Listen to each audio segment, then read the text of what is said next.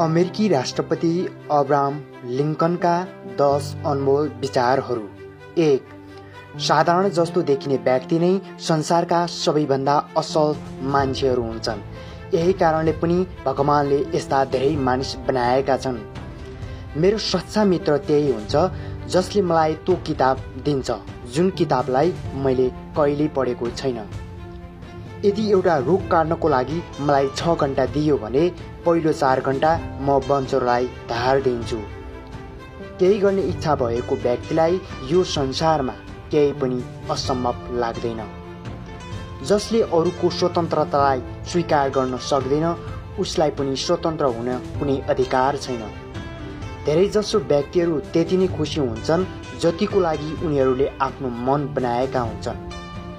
असल मित्र त त्यो हो जसको दुश्मन र तपाईँको दुश्मन एउटै हुन्छ।